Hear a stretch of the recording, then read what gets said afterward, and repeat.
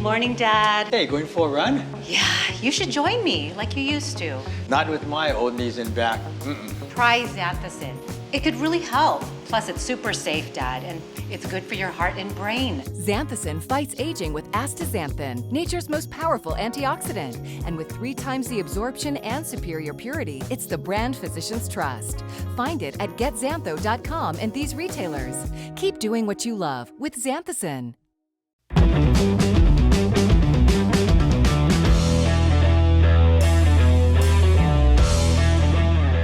All right, how's it going, everybody? It is episode 48 here on Hawaii Football Now, presented by Xanthicin. Jordan Helly, Hunter Hughes back with you. A big mahalo to our other sponsors, Spectrum Mobile and Hawaii USA Federal Credit Union as well. We record this on Wednesday, July 27th at 1 p.m. That is also the official start date of fall camp for the University of Hawaii, 1 month out from the season opener and the kickoff that Saturday afternoon against Vanderbilt on August 27th. This episode scheduled to be released tomorrow. That's Thursday, as it usually is.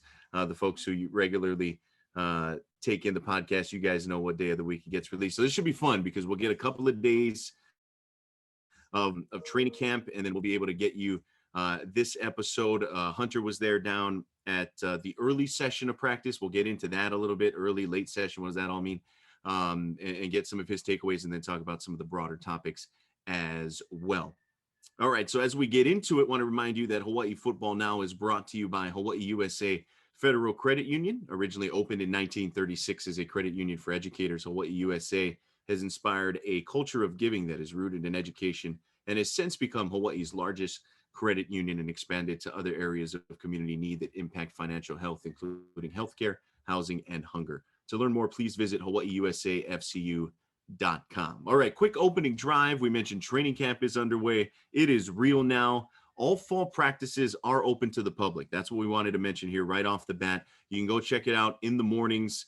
The one big caveat, you can't take photos or videos. So you can't like break out your phone and like record a play and then, you know, goes on the internet and then Vanderbilt finds out and all that stuff. I feel like that's a pretty fair trade-off for having public practices, for having practices open to the general, fan to go check it out. The schedule, I believe, is on the UH website. You can go check all of that out. A lot of the media outlets have the exact times and whatnot. Some of those things will change, especially once classes start here coming up, but generally all in the mornings for the most part for those fall practices. So I think a pretty cool thing there, Hunter. It's opened up. Timmy Chang has welcomed everybody in.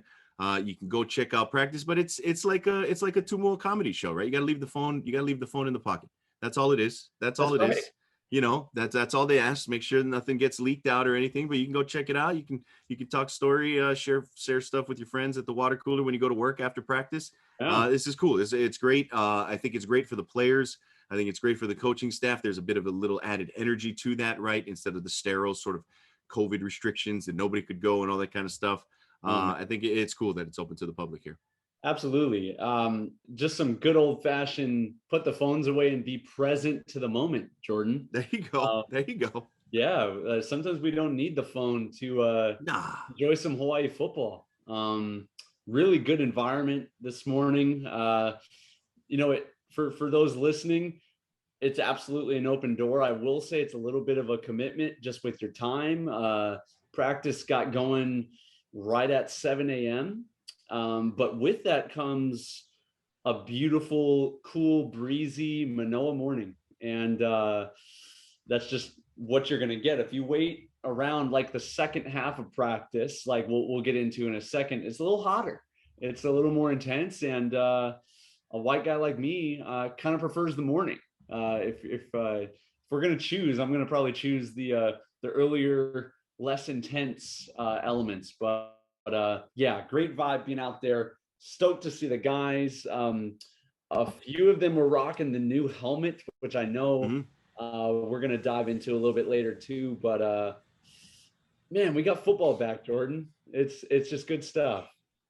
Yeah, it's great. And we'll roll this right into the game time. We'll start things off here on the first half. Camp opening, competitions open across the board. You got some personnel moves, some guys coming in, interestingly enough, as camp gets started. I think the number on day one is 20 new guys, even from the spring. So there's been a lot of roster turnover. But as you mentioned, and I think this really is the kind of the signal, right? Like spring practice is great. There's real football to talk about. Once you get into fall camp, once summer's over, once you get through kind of the dog days, right? It's a lot of training, a lot of sort of independent, self-guided. You're doing a lot of weight room and all that. But once fall practice starts, man, like that's the true signal day one that, hey, it's a new season and the new season is upon us. And I think there's a little bit of added electricity to it, right? New coaching staff, guys getting kind of a fair shake, like, hey, everybody's on an even slate, right? Say, hey, jobs are open, go ahead, go compete, go win it. New schemes, new, approaches to things.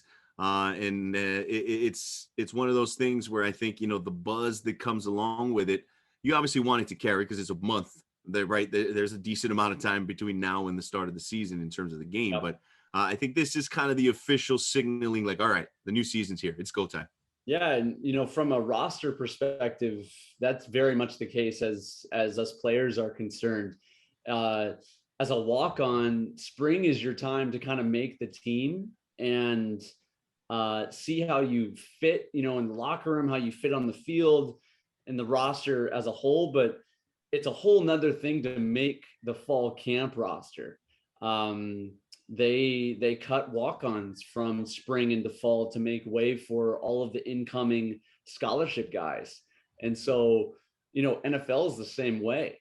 Training camp is completely different than fall camp roster. Fall camp is, hey, it's time. We're ready to go. We're not talking about the season any longer. The season is here.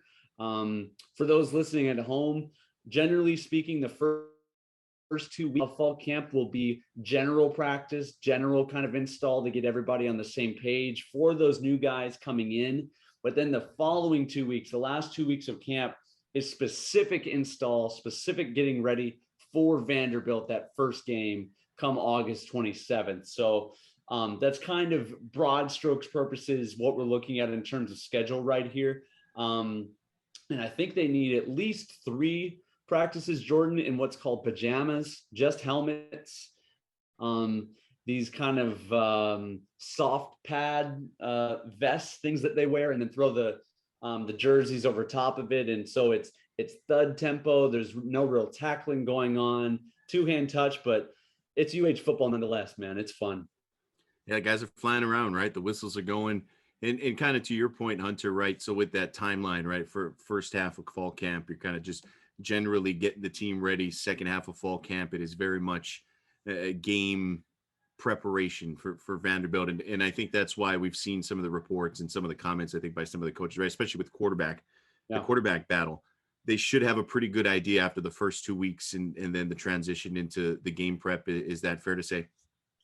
Yes. I think not just with where the quarterbacks are at now, with some of the new entries or even some roster moves with people moving off of the team and off island, but it gives everybody, the offensive line, the running backs, the tight ends, the receivers, to be on the same page with the quarterbacks to run in this Shoemaker offensive scheme that they're trying to establish right now. They've had significant time now, a real body of work and body of time together to figure out, okay, who are we? What are we trying to accomplish? This is our timing. This is what's required. These are our expectations as a coaching staff. And now they're able to kind of flow into that sort of expectation. In the spring, they were still trying to figure out who are our coaches going to be, who, what is this new thing called the Brotherhood? What even is that? I didn't go to St. Louis. What is this Brotherhood ethos? Now we kind of have all of that under our belt, and we can work on fine tuning the process of getting ready for August 27th. And so the quarterbacks now, I think, have a little bit more experienced receivers with the different route concepts, the schemes, what we're trying to accomplish on the field specifically. And now we get to see, all right, who's ready at the quarterback position to lead us in that first game? Yeah, it's going to be big. I mean, that's the number one question and number one, I think, topic of interest for fans looking in, right? Who's going to be the next guy? Yeah. And so it's really interesting. Yeah, it really does seem that way. And it's pretty interesting because the setup, and we touched on this, I think a little bit earlier, leading up to fall camp, but Coach Chang and the staff are going with a two-session kind of system. Basically, you got half the team out there for the first session. They go about hour 15, hour 20, something like that. Then they have a special teams period in the middle. And then that first group is POW, basically. And then the second group takes over for the last hour 15, hour 20 or so. And so smaller groups, the idea is, more reps, and ideally faster development, because you don't have as many guys waiting in line to take a rep. You don't have as many guys sitting and watching as somebody gets coached up or something like that. And Coach Chang said it actually came about, out of necessity, basically COVID necessity, during his time at Nevada, where they were limited to 50 players in groups and things like that. And you couldn't do activities with more based on local restrictions. And so they went about it this way. And he said it actually worked out really well, because a lot of the young guys, a lot of the inexperienced guys, the learning curve was accelerated a little bit because of the fact that, hey, with only 50 guys out there, you get more attention, you get more reps, there's less sort of standing and waiting. And so he's kept it, and he's employing it. I think it's kind of interesting in terms of the quarterbacks. You had Jake Farrell, the returnee, Joe Yellen, the Pitt transfer, Armani Eden, the other returnee in the first session. Second group that came out, that was Braden Shager, Cam Cooper, and Connor Apple, the St. Louis graduate. And it was, originally kind of the thought was, hey, it was going to be like the first and third stringers in one group, the second and fourth stringers in another. Those are very fluid. Coach Chang has talked about, you could be with one group one day, one group the other, but I don't know if it exactly played out like that, Hunter. I know you were there. Other interesting aspects when it comes to the quarterback position. Ephraim Tulioloa, the Punahou graduate, he is transferring to a Division II school, I believe, as reported by Stephen Tsai. And Chad Owens Jr. Is moving to receiver from quarterback. So that kind of thins the quarterback race down to about 6 guys, the 6 that we previously mentioned. But what's your thoughts on the setup, Hunter, and how it played out? I know you were there, I believe, for the first session this morning. Yeah, I'm a big fan of it. I think it lends to being a much more efficient way of seeing what you have. And the only way you get to see what you have from a quarterback perspective is getting guys quality reps and seeing how they handle it. That's the best representation of what they're going to look like on the field is, in front of our Division I defense. I mean, that's how it's going to translate. And I don't know, I'd like to see the total amount of reps, if you were in the old model versus this new one, because obviously they've got their eye already on maybe 2, potentially 3 guys right now to be their starter. That's just the way that camp goes. And so I don't know if there's necessarily a number difference of these guys are getting that much more significant reps or anything like that. But at least from a player's perspective, it feels like first practice, second practice, it doesn't really matter. I'm going to get a better opportunity in this environment to show what I can do. Some other interesting things specifically with the quarterback positions. We thought we were going to have 8 quarterbacks, Jordan, coming into this fall. The fact that Ephraim, he's rolling away to a Division II program, and then they moved Chad Owens Jr., that is, to receiver, kind of thins out that quarterback room in a good way. With, I think, Connor Apo now, and correct, is he the only preferred walk-on in that quarterback room now? I think everybody else now, with Jake Farrell being put on scholarship, is scholarship ready. Is that true? I guess, yeah. By process of elimination, I think that would be correct. I think so. And that's big news in my mind for a guy like Jake Farrell, specifically, who had a very strong spring game. Specifically, what he had 3 touchdowns, something 3 like touchdowns. That from my mind and my experience, that shows that they are both honoring what he did in the spring and kind of showing him, hey, we believe in you. Like, you're just as much a part of this race as everybody else in this room. And here, we're going to give you a scholarship to prove our belief in you. It was interesting seeing Joey Yellen, the transfer from Pitt today. That was the first time I've seen him out there. Decently big. I think he's probably about 6'2", 6'3". Farrell is by far the tallest guy that we have. Again, it's just day one.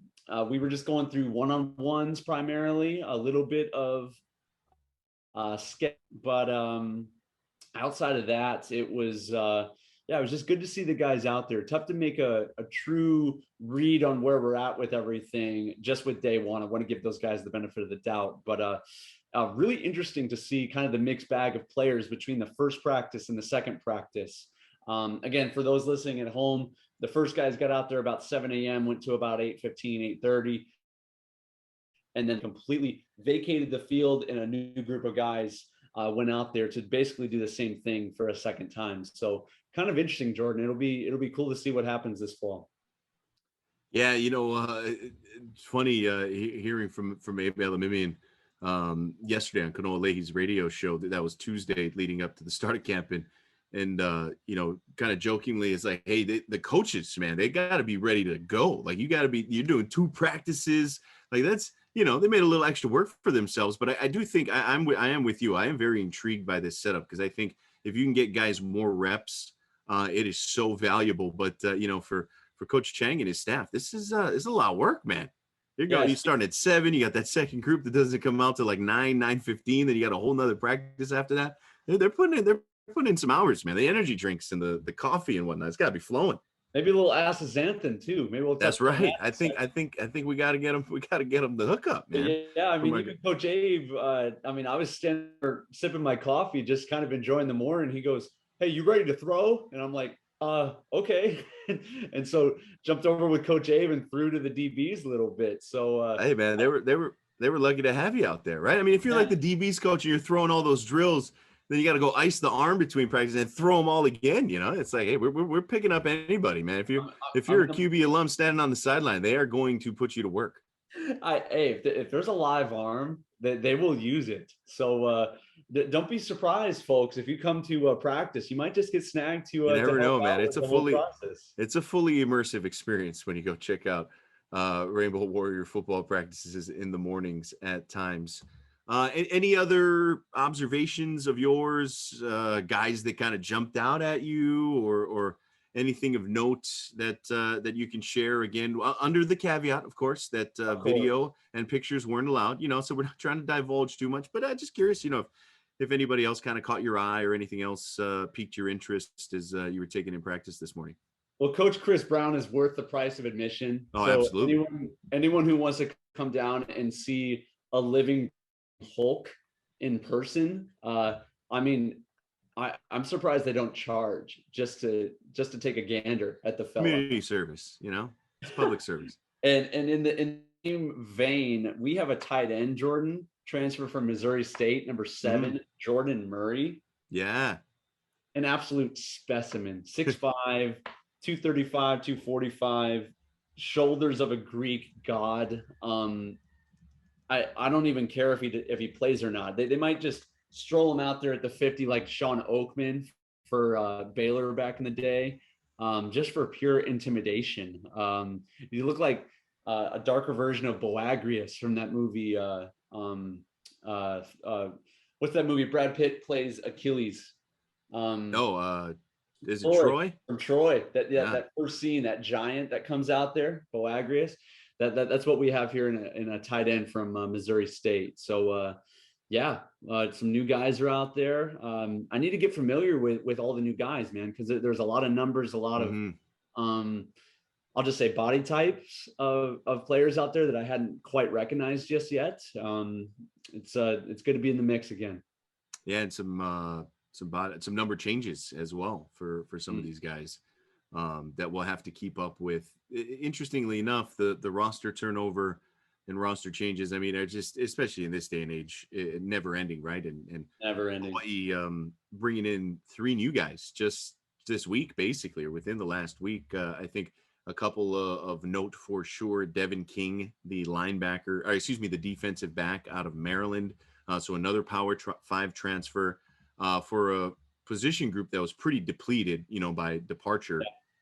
And Coach Abe, who's, arguably one of the better recruiters that Hawaii's had the last number of years, continues to bring in quality, I think, talent. King is a guy from California originally, went to Sarah High School in Gardenia, and they're in Southern California. Spent a couple of seasons out in Maryland, entered the portal. He's a guy who was decently well regarded. He was like a 3-star by 24/7 Sports, had multiple Power 5 offers. He had offers from Maryland, Boston College, as well as Kansas, Fresno State, and Nevada. So some familiarity there through the recruiting process, from Timmy and Sheffield and those guys. So he comes in. He's not a huge guy by any stretch of the imagination, hovering around 6 feet, not a big guy in terms of stature, but could be interesting, especially as a cover guy, where he slides in, where he projects, whether that's outside, maybe that's in the slot. He's a guy to keep your eye on. Jalen Smith is a linebacker. He is a JUCO product. He transfers from Bakersfield Community College there in California. He's an interesting guy. He goes, about 200, 210, not a big linebacker, but an athlete. I mean, he was listed, as a recruit coming out of high school, as the old ATH, just an athlete. Ran the ball a little bit in JUCO, played all over the field in high school, and was pretty versatile. So he's another, kind of tweener hybrid potentially. Curious to see, where he ends up lining up for the University of Hawaii on the defensive side of the ball. He's a guy to keep your eye on. And then they also got a long snapper, Solomon Landrum, transfer from Ole Miss. So some guys coming in, and that's kind of the nature of the beast in this day and age, right, Hunter? Who knows if these guys are going to be contributors? They're coming in, and these guys are. I think the coaching staff is fairly excited about. Oh yeah, absolutely. We got a chance to speak with Timmy Chang just the other day, and he talked about the strategy of keeping scholarships open to be able to do just this, keeping that transfer portal open. I mean, Coach Yoro hinted at that in our conversation with him as well, that we can kind of live in this zone where guys from Power 5 schools, who one thing leads to another, maybe things don't work out. Hawaii can be that landing place for a lot of these guys. And it's a strategy that I'm glad that these coaches are not necessarily afraid to implement, because we need to be versatile. In the same way, living in Hawaii, you got to be prepared to sometimes have 2, 3, 4 side gigs just to make it work out here. That kind of grinding, nose to the grill kind of a vibe from a coaching and recruiting perspective, I think is going to pay dividends for us in the long run. Yeah, I'm with you. You got to have an opportunity to bring these guys in if they become available. I think that's just the nature of the beast these days, and keeping spots open and having a little roster flexibility, right? It's a big deal. And for this group, as we mentioned, it's going to be a wide open competition at a number of spots. Yeah. Coach Abe was talking about the corners in particular. He's basically kind of 2 deep across. They got guys competing, as we mentioned. Both corner positions in the slot as well. So, yeah, it's going to be exciting. It really is. I know you'll be down there a bunch checking it out. And again, you can, as a fan, as anybody of interest, you can go down, check out practice. It's open to the public. You just gotta, keep the phone in the pocket. That's all. So we invite everybody to go check it out. They are embracing, they are welcoming everybody in. And I think with that excitement, we'll be curious to see the progression here, as they've got a month now to get ready for Vanderbilt. Yeah. I will say, make sure you pay for parking if you are going to come. Yeah, you don't want the ticket. That's for sure. Those guys are ruthless, both as a former player and now on the other side of things. It's worth the $5. Let me just put it that way. Okay. Yeah.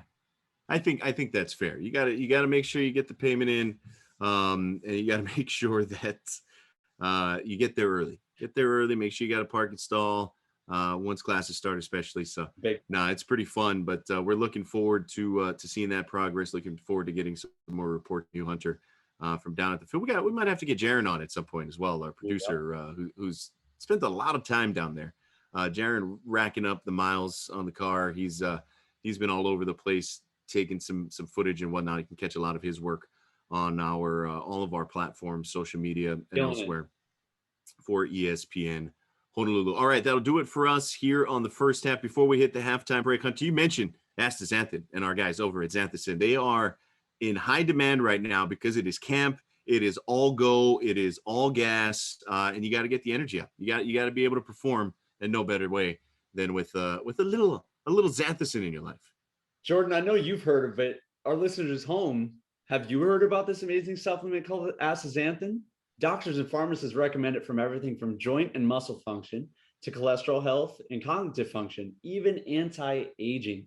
But did you know that only one brand delivers 3 more times astaxanthin to your body, making it a better buy than the competition? Introducing Xanthan, available at getzantho.com, Newtown Square Pharmacy, Down to Earth Kaka'ako, GNC stores, and Pharmacare Hawaii. Learn more at getzantho.com. That does it for us for the first half. We're coming right back at you with Hawaii Football Now. This is Hawaii Football Now from ESPN Honolulu. All right, second half time here on Hawaii Football Now. It's episode 48. Jordan and Hunter back with you. Here in the second half, we'll get into some of the Mountain West Media Days, some of the conversations off of last week's session up in Las Vegas, where Coach Timmy Chang was up there, Panay Pavihi, as well as Micah Vanterpool representing the University of Hawaii. A little reunion of sorts with Chevin Cordero up there, as well as he was representing San Jose State as part of Media Days. We wanted to get into some of your comments and questions that you've been kind enough to drop us on social media, on YouTube, Facebook, and whatnot, before we wrap this thing up here on episode 48. But first off, I did want to kind of give a little bit of a shout out. The Sisterhood Social, which took place last weekend over at the campus University of Hawaii, last week, Saturday. Coach Timmy, his family, the coaches, they hosted a wonderful event. Really cool. I mean, they put them through some drills. They put them through some meeting time. They got to check out the meeting room out on the field. There was a little bit of socializing going on as well as part of that. You can check out a little video recap on all of our different platforms, YouTube, Facebook, Instagram, all of that kind of stuff. Our guy Jaron put that together. It was really cool. And I just, the buzz out of that thing as well, listening to some of the folks who got to attend, some of the ladies who got to experience it, some of the ladies who helped organize it as well. I think it's just wonderful, and just further evidence of the effort I think that Timmy Chang is putting in, the program is putting in trying to make things as welcoming for everybody, every fan that wants to be part of this program, right? I mean, they had people flying from off island for this. Like there were folks that flew over from Maui, I know. I'm not sure if any of the other neighbor islands, but like that I just think it's so cool that they put the time in for this thing, and it was partly a fundraiser, to be fair, right? There were tickets that were sold, and they raised a good amount of money for the program too. Like I just think it's win-win, and more feel-good stuff, but also I think stuff that'll really pay off in the long run. I mean, if you're going to auction off to some of these ladies out here the chance to go into the UH locker room, I mean, they're going to probably bite at the bit to get in there, right? So sell the program in whatever way you can. Yeah, they got the full tour, man. Inside access. It was awesome. Right. I don't know if it's going to be vice versa for some of the Wahine sports, but any way that the guys can support the girls in some way is always a good thing in my book. But no, it's awesome, Jordan. I mean, they're as much a part of this as anyone. And for the wives, the families, that there's so much sacrifice. I'm more specifically talking about the coaching staff. There's so much sacrifice that goes into these coaches' lives, what they put on hold. It's a grind day in, day out. And for everyone to feel included, everyone to feel a part of it, it really should be Ohanahood, if you will. It's bigger than just Brotherhood. It's not, that makes sense for us connected with the team, and it's a boys thing, but it really is. It's a bigger community-wide thing. And I love that this coaching staff is starting to embrace that. Yeah, it really is. They had an auction as part of all this. One of the hot button items, 3 personal training sessions with Coach Chris Brown. That was auctioned off for $600, man. That would get, the kind of the quintessential, like I'll we got 100, we got 100, we got 150. Like that thing kept climbing, kind of like Chris Brown's traps. Him training people, or you get to pay to watch him lift weights. I think it can be. I think it was loosely defined. Yeah, I think that could kind of go any which way. Why not both? Maybe it's they both get in. You need a little spot partner. I think it's a win-win. Like I said, it's first half about auctioning off the ability just to see the man, but to see the man in action, that's a whole nother. Man, I'm tempted to throw in $600. We'll get another auction going. We'll see if we can talk to the coaching staff. We'll get another auction going with all of that. In all seriousness, it's really cool and awesome on these individuals who wanted to take part. All the ladies that went down there that donated, bought tickets, bought auction items, great fundraiser for the program. I think it was a decent amount of money that any little bit goes a long way for a program that is able to kind of make it work on a shoestring budget, right? I think it was $80,000 roughly that they were able to raise as part of this. Like that's awesome, and it's creative. It's not it really is, yeah. The standard, not that this is bad. Let me just preface that. It's not going to a nursing home, although we've done that. It's not going to a tarot field and, helping out, which we've done that also, or going to a school. This is, I haven't seen this done before, Jordan, with something specifically targeted to a specific demographic of our fan base. This is pretty awesome. Yeah, it really was a lot of fun. Of course, that was the end. I guess it was the end. I don't even know if there's really beginning and ends to the week for Coach Timmy Chang, of a busy week where he was up on the mainland in Vegas for Mountain West Media Days, came back obviously to close things out, get ready for camp as well, which started up today. But some of the big notes coming out of Media Days, they go through the gamut, all kinds of interviews. Mountain West preseason media polls and preseason media all conference teams. Not a whole lot to report from Hawaii standpoint. Yeah. Hawaii was picked to finish last in the West Division. Huge surprise. Probably not. We always are. They hate us. They hate us because they ain't us, Jordan. Okay.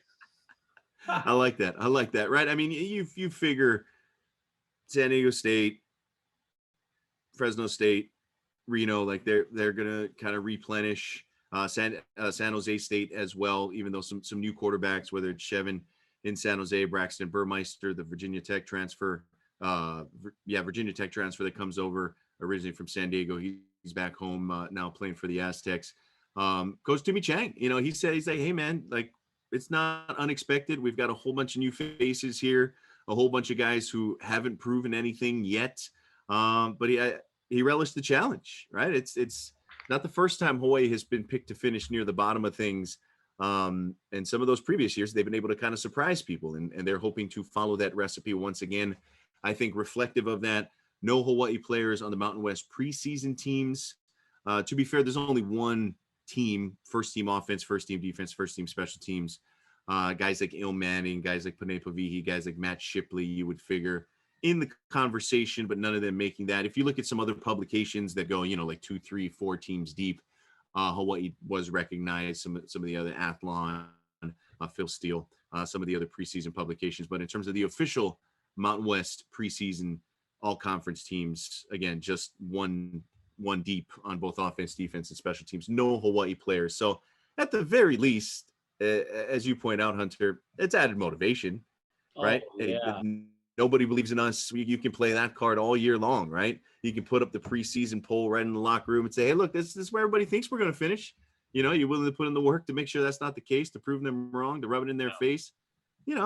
It's these things mean absolutely nothing That's It's not like they exactly right. break a tie at the end of the year where it's like, hey, look, Hawaii and UNLV were tied for the West Division lead, but UNLV wins it because they were picked to finish higher in the preseason poll. Like, no, that's not how it works, right? And so it's just fodder. It's fun conversation topics. And for the folks that are at the bottom of the list, a little added incentive to get after it.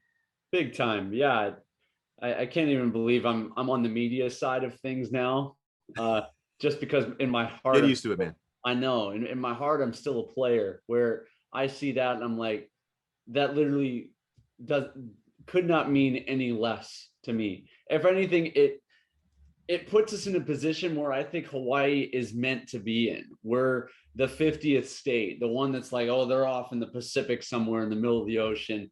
We'll worry about them when we get to them. Well, when you come play Hawaii, we're going to hit in the mouth, which I think Coach Timmy Chang and this spirit of brotherhood and the guys really feel right now that not many people are giving us a chance, but we're going to be unified. We're going to be together and we're going to get it cracking. And so, yeah, I'm completely with you. If anything, from a team perspective, this gets them going more than anything else.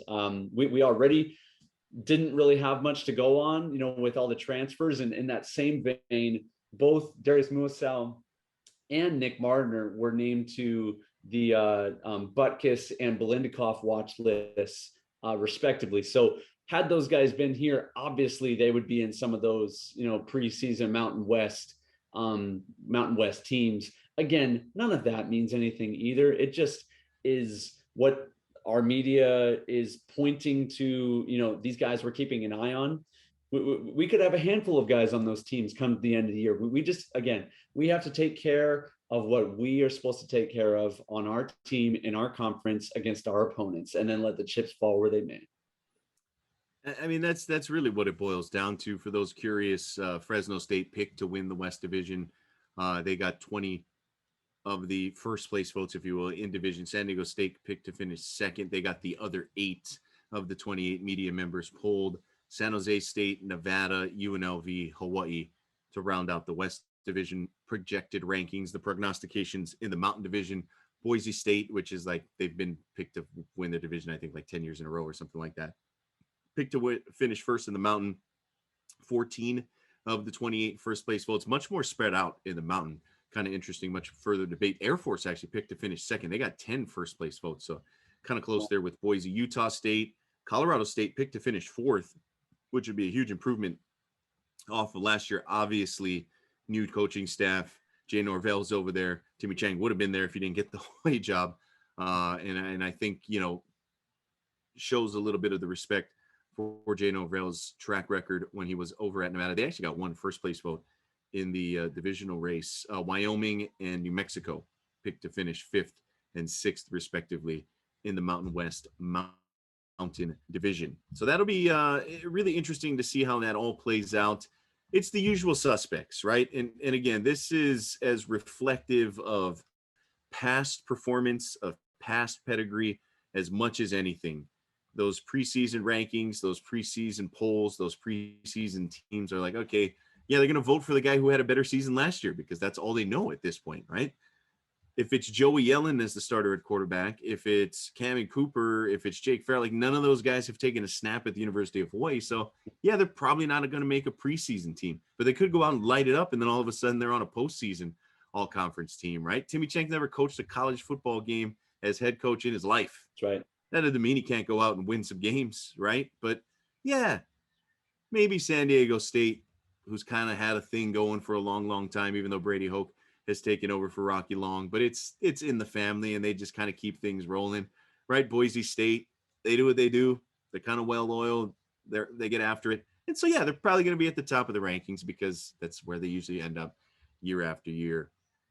So it's as much a reflection on previous years as much as anything.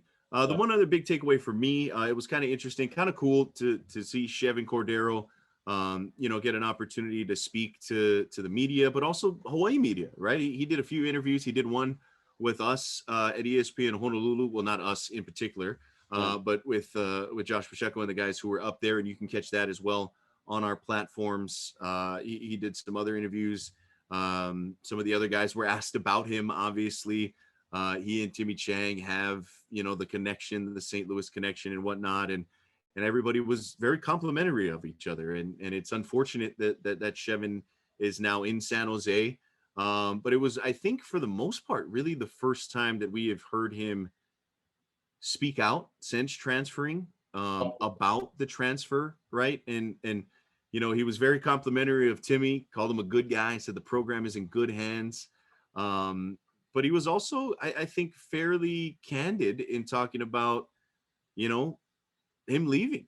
And he talked about saying, hey, things basically, they were hoping for change. And it took guys stepping up. He mentioned Leonard Lee by name. He mentioned the departures, the transfers, guys leaving. And he said that, if he and the other guys hadn't left, probably wouldn't have changed. I'm paraphrasing a little bit here, not to pull the direct quotes. I listened a bit to Rob DeMello's article as well of KHON2, who had a chance to catch up with Shevin briefly up there in Vegas. And he said, he's refound his love of football again. He said he lost that, and he's refound that with Coach Brennan up at San Jose State. And I can't really fault him, if that had kind of left him. And he said that, his message to University of Hawaii fans and his old teammates, he said that's not the reason he left, and he cited being excited about his former teammates, about guys looking like they're having fun again. And so, he didn't come out and say it, but I think it's a little bit of a reflection on last year, on the previous coaching staff. And I thought he handled it very well. I thought he was very diplomatic. He didn't call anybody out or anything like that. But I do think it at least pulled back the curtain a little bit and shared, that these guys were looking for something different. And they felt that, that something different wasn't going to come at the University of Hawaii without a change. And they probably needed to move on to bring about that change a little bit. So, yeah, I just thought that was kind of striking. He didn't have to get into that kind of detail, but, for a guy who I think, as much as anybody who transferred, was as much of a hard decision for him, to hear him open up a little bit like that. I give him credit. Because he didn't need to. He's moving on.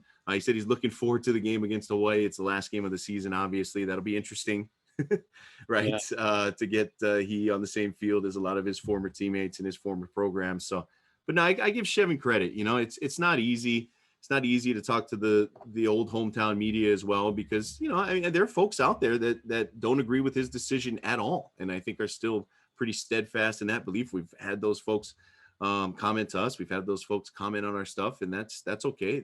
I respect that opinion, but I've always kind of empathized a little bit with Shevin in the situation that he found himself in, and the outlet that he was able to go to was just happened to be in conference in division. Yeah. And Brent Brennan is a great coach, and I have a lot of respect for him, and I can understand why that was kind of a natural fit for Shevin to go ahead and continue his collegiate career. Yeah, we got to remember that these are kids. Shevin, is he 20 years old yet? Is he 21? Somewhere around? Yeah, I think he is. He's been around for a while now. It's kind of crazy how long he's been around. But I mean, again, it's not like Shevin's not more than 22 years old, right? So yeah. I bring that up just. This is what got me into this profession, Jordan, was people calling in and talking crap about Cole McDonald. We need to remember that these are kids, that these are individuals that don't have fully developed prefrontal cortexes in their brains yet. I mean, it's just fact. And we need to cut them some slack. And given everything, not just from a player perspective, but a bigger program perspective, with everything that went down with the Supreme Court case. And it was a bigger deal than just one player not liking the coach. I mean, it was nuts. It was nuts that went down. And it's unfortunate that players like himself, Darius Muasau, and a lot of them needed to make decisions like this for, this is what's best for my future in my college career. It's obviously not my first choice. I chose Hawaii for a reason. I've wanted to wear that H and represent, and I thought Shev did a great job while he was here. It's it's unfortunate that he was kind of forced to make that play, and as a leader, in hopes that something would change. And look at where we're at, 7 months later. So I tip my cap to a guy like that, where it wasn't his job to do something like that, but because of that, we're kind of reaping the residual benefits because of him courageously saying, I have to make a decision here. So it's one of those unique things where a personal decision ends up having bigger impact for the team at large. I think Shevin, you would probably agree with me, his move to transfer holds bigger weight than anybody else. Yeah, he's a starting quarterback, right? And I think that spurred a lot of the public discourse, spurred the Senate hearing, for better or worse. Like, it's one of those things that I really hope worked out for everybody involved, right? All these guys in new spots, and then for the program itself, for the University of Hawaii, who seemingly have found their guy. Again, haven't played a single game yet. That's the money time. But, I think it's one of those things that I hope kind of works out for everybody. Speaking of everybody, we appreciate all of the comments that we've been getting, dropping us a line, dropping us some questions and whatnot, whether it's been on Facebook, YouTube, our guy Colin dropping a line, Gravewalker 61, don't know who that is, but he had some thoughts on the schedule, appreciated that, kind of talked about that the last couple of meetings. He was preferring San Jose State and Fresno State as the locked-in opponents over the next couple of seasons instead of UNLV and San Diego State. And I kind of, I'd be okay with that, especially with the way the San Jose State rivalry has developed in Fresno. We spent a whole while talking about that on the other episode. Scott chiming in about the game day experience on campus, and he hopes they continue kind of like they did during the spring game, opening up the Stan Sheriff Center, open up the Les, put up the big screen, get like food vendors down there, get the movie production folks to kind of put it all 9 yards, right? Get the big screens up. That'd be kind of cool, right? Down at Queens Beach when they put up the big screen, when they used to preview like Hawaii 5-0 and all that kind of stuff. Kind of cool, right? Yeah. Mike chiming in. And then we had a couple others, Harry, who was talking about the investment of the program, right? And kind of keeping these top tier recruits. And we were talking about the stadium, and he's kind of in the camp of like they need to invest, right? And you've heard a little bit of that, right? It's like we were just talking about the Senate hearing way back in, what was that, December, January, whatever. It's like, okay, also got to step up on the other end, right? Also have to provide some input and investment in the program. Now you could say the $400 million that's going toward the new Aloha Stadium, is that part of it? Yeah, I don't know, right? I think it's much more than that. And then we even had a comment here from another commenter talking about, the on-campus stadium versus Aloha Stadium. How do you get students from campus to a new Aloha Stadium? I think that's always been the big thing. I think some folks will be quick to say like, well, the students got to step up, right? They got to get there. It's like, well, I mean, they're also like, these are 18-year-old kids. A lot of them, it's like, are they going to bus all these kids? It's just so much easier. It's so much easier to go to a game. They can walk there on campus. Stumble there, right? They can roll down the hill there. Like it's just so much easier. And instead of, you got to commit the time to get in traffic, to get, whether it's a shuttle, whether it gets your friend, like it's just one of those things where it's like, yeah, it'd be nice, right? If and our comments are talking about, hey, if Aloha Stadium had better amenities, right, a better game day experience, I would agree there. Like if the new Aloha Stadium has better things, fan zones, better vendors, yeah, 1,000 a game. I mean, then maybe. No brainer. Yeah. And hopefully the students kind of flock there like they flocked during the Colt era or whatnot. But even in other successful eras, it's hard, man. It's hard to convince the young kids to get out there and down when you can just, and you see the difference with the on-field stuff. And I hope we see that this season as well. It's just kind of an interesting conversation when you boil that down, right? And it's like, well, it's hard. It's hard to get people down. It's hard to get non-students to go to the games half the time. If it's easier to get someplace, it'll be more frequented. That's just the reality of it all, right? The proximity of how small our campus is is pretty interesting with relation to football. The student body is well aware when practice starts because of the bullhorn to announce the shift between segments of practices. Okay. In Next period. Moving on. That's right. In the same manner, you could be in your dorm room while a game is going on right down the hill, and you hear the stadium, whether it be, fans, the scoreboard, and you're like, you and your buddy, you're playing video games. Hey, you want to go to the game? We get in for free with our IDs. Let's go. There might be girls down there. I'm just telling you. Yeah, no, absolutely. And the students pay the athletic fee, right? That's part of your registration, and that's part of it. And so it's like, they're investing. They're kind of forced to, but they're contributing to the program, right? They should be able to access that, So it's just so much easier. That's what it boils down to me. It's as simple as that.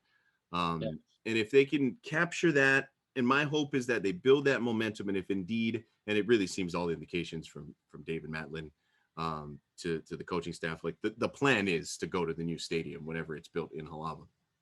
But if they can build up that student support, my hope is that they can parlay that into a strong student support and presence in Halava, right? Take the next X amount of years on campus, build up that student following, and hopefully you can take that, capture it, bring it over to Halava. You'll lose folks along the way, again, just because of the ease and the logistics of it all. But hopefully they can build up that support. They can build up that belief. They can figure out a way to just, bus everybody, or whatever it is. Catch the rail, maybe. No, just kidding. But they hopefully they can lay the foundation, plant some seeds. Yeah, I was just playing golf at Pearl Country Club yesterday. It's up on the side of the hill overlooking kind of Halava and down there, and looking at Aloha Stadium. First of all, imagining that thing gone is like really hard to wrap my head around. But then trying to envision, we've seen the blueprints, the new one. It's going to be interesting to see how it all shakes out, Jordan. Yeah, it's going to be. It really is. And all of these things, as our commenter points out, as some of the other guys, what the investment is actually going to look like. How does that play out? How do you get folks there? Those are all the big questions. It really, really is. All right, to wrap things up here on the second half with a little overtime, the new helmets. I don't know if anybody noticed or caught some of the reports on local media. I saw Rob DeMello of KHON's report, had an interview with Keola Raposo of Fitted Hawaii, who was tasked with designing the new helmets. You may have seen it in some of the video or photos in the media of today's practice, but some of the guys were out there. But the big change, you still got the UHH logo, the top of H on the sides, but the middle stripe, which used to be that kind of tapa print, is now manava. It's feathers sort of down the middle to pay homage to Hawaii's warriors and chiefs of yesteryear. There'll be new merit decals as well, which I think got maybe a little confusing on the example helmet, because I don't think it'll be necessarily covered like it was. It'll be pieced in, right? Like Ohio State, right, with the Buckeyes. If you do well, you get that out there. But what'd you think, Hunter? I don't know if you noticed any of the ones that were out there at practice. I think Joe Yellen had one, if I'm not mistaken. I think if you're not looking closely, it's a little subtle because there's still something there down the middle, but to notice it's a little different is something a little change here for the program. Oh yeah, I'm a fan of this for a number of reasons. I really like the kind of educational side, of the elite, the warriors, the chief, the story built in to the change right there, and for the greater reach that Hawaii football brings to the state, to our culture, to Polynesia, that our team represents. It's really cool that this is kind of implemented into our jersey now on the helmet. It's really cool. And from a player's perspective, having those decals that they can earn and populate their helmet throughout the season as, stars, if you will, or what the Buckeyes obviously have at Ohio State. It's a flex. It's showing I'm the dude. I play well, and I'm one of the leaders out here. Look at all the spots on my helmet. It's really, really fun to kind of get my head around that. And then the other thing, over the ear, on the left side, they still have the Hawaii chain, which is really awesome. I thought that was one of the strongest moves in the past few years, was when Rolo brought the H on, I believe it was the right side of the helmet, and then the left side of the helmet was the island chain. Just a really strong sense of place, sense of the greater Hawaii community, not just here on Oahu. And so the fact that they're still subtly hinting at those sort of symbolism elements is really, really fun for me. I was stoked with it. Yeah, I think it's pretty cool. And I think further ingratiating the program and strengthening the connections to place, right? And making it a stronger connection as Hawaii, as the program, the football team of Hawaii, the program of Polynesia as well. Another thing that Rob DeMello reported in his little piece on the new helmets, no uniform changes this year. So it'll be basically the same look last year with the Adidas unis, but the unis are slated to be redesigned for 2023. So we could see some different looks, some different, little subtle things and whatnot. I'm always a fan of the throwbacks. So as long as we can mix in a little bit of the throwbacks, along with some of these slick looking unis and the new helmets, I'm all good with that as well. All right, that'll do it for us here on episode 48. A lot to talk about. Obviously, we went guestless. It's football season. We can always talk football, but especially when there's actual action taking place on the field, that just gives us a whole lot to ramble on about. Big thanks to you, Hunter. Big thanks to our guy Jaron on the controls as well. Big thanks to our sponsors, Spectrum Mobile and Hawaii USA Federal Credit Union. This has been Hawaii Football Now, presented by Xanthus, and we'll see you next week. Aloha. You've been listening to Hawaii Football Now with Jordan Helly and Hunter Hughes, all from ESPN Honolulu.